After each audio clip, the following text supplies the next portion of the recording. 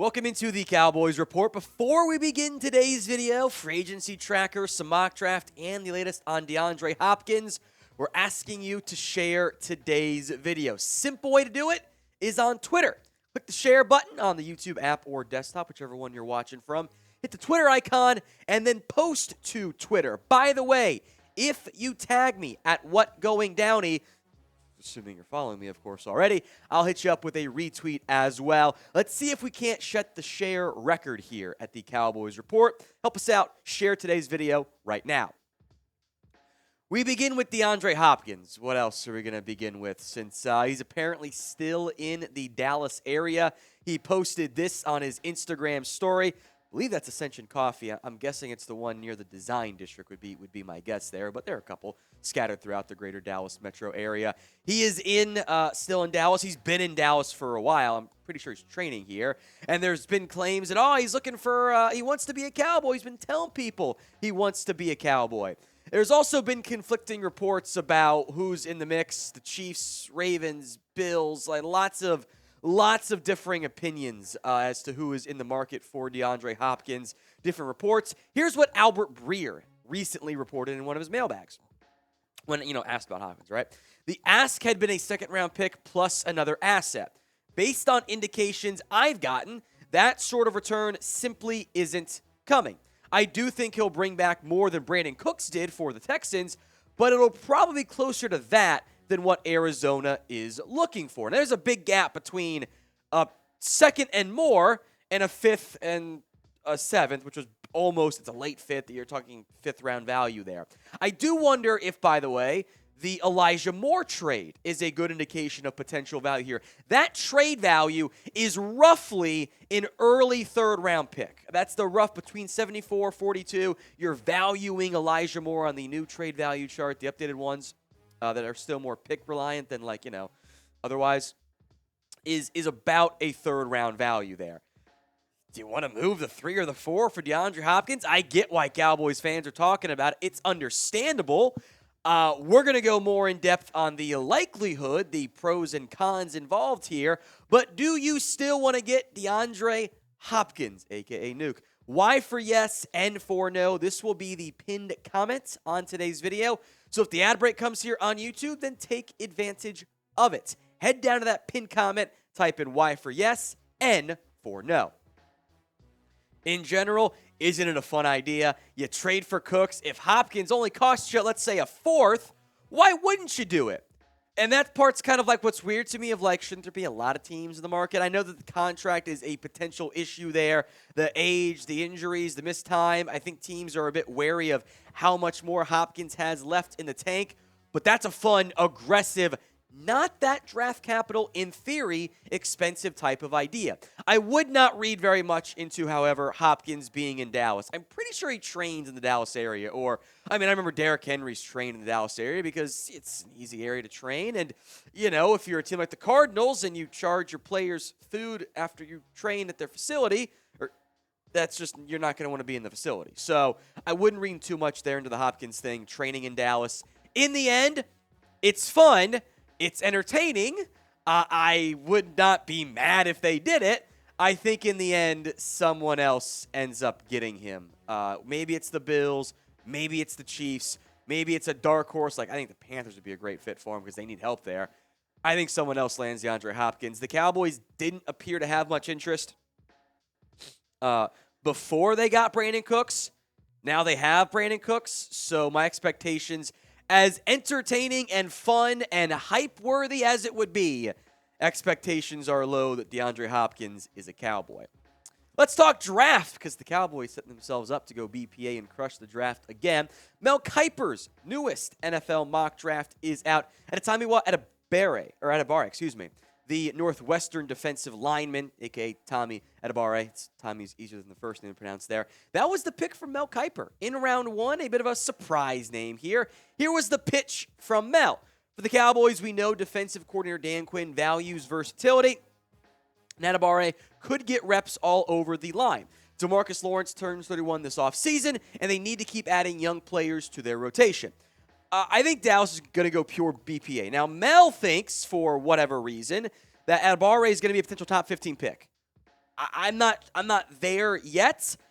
Freak athlete, is undersized. You're talking about a very small and short in stature defensive tackle. Actually does have some pretty decent arm length, though, which is valuable for this Cowboys organization because we know how much they value arm length. He's actually got longer arms, significantly longer arms than Kalijah Cansey does. 4'4", 940 at 282. I mean, those dudes are rare. But the production also wasn't great at Northwestern. Played a lot on the edge. I think he'll be better on the interior of the defensive line than he will be as a pure edge player. So Adebari's a little early for me, but I think they'll be in decent shape. The other prospects who were on the board, by the way, and this is why maybe I don't love it as much, Bijan was there. I know some of you want him. My guy Darnell Washington, Bryan Bresee, and Kalijah Cansey, defensive tackles there. Same with Mozzie Smith. So that was the first DT drafted, I think, by Dallas. Osiris Torrance, who I'm a fan of. Miles Murphy's now apparently sliding for reasons, whatever. And Brian Branch, one of my guys this year at safety, who, and that should be pure BPA for me. He was also on the board. We'll look at another mock draft here in a moment. But first, we are 62 subs away from 153.5K. Let's get there today. Free videos every single day right here on the Cowboys Report. Even more than one per day at this point. We love having the content for you guys here. Make sure you are subscribed.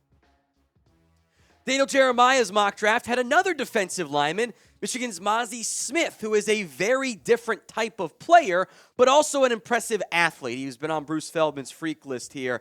The production even more concerning, but the athletic upside as a fatty, one of my fatties only, certainly makes sense. Smith has generated a lot of buzz in personnel circles, Daniel Jeremiah wrote, for his combination of athleticism and power. His best football is ahead of him, and he'd fill a need in Dallas. We'll go more in depth on some of the pros and cons of Mozzie Smith here, but pick one to draft. AA for Adetomiwa Adebare or MZ for Mozzie Smith. Of those two DTs, who would you rather have? Sound off for me in the comment section. DT in general is a potential red flag issue for the Cowboys right now. Carlos Watkins is a free agent, same with Jonathan Hankins, so it's Osa, Gallimore, Bohanna, Isaac Olarokonen. I think you'll see Chauncey Golston get some defensive line reps too, but they still want some help. They want to bring back Hankins. Sounds like maybe he's the one dragging his feet a little bit at this point. Mozzie Smith would be an outside of MO draft pick. That is an mostly unproductive, what it is, from a stat sheet perspective, I should say, run-stopping, focused defensive lineman. Has the athletic ability to be a pass rusher, and there are flashes. I mean, go watch your Ohio State game. There are flashes of him getting in the backfield, almost making plays. He's not a finisher. He'll get some pressures, he'll get some penetration, but the stat sheet is poor because he isn't great yet, at least, at finishing off plays. Maybe that ends up happening. Maybe it doesn't, but late round one starts to make some decent sense from that standpoint. The other prospects on the board, Quentin Johnston was there. I think you can still go receiver if you want, round one. Michael Mayer, Brian Branch, some of my guys, Darnell Washington, Osiris Torrance, Bryan Bresee also was still available on the board at that point. So who do you want to draft in round one? Keep it the more realistic names. Our draft targets video coming out in the not too distant future. The updated ones post kind of free agency, long list of names. Let me know in the comments who you want to take.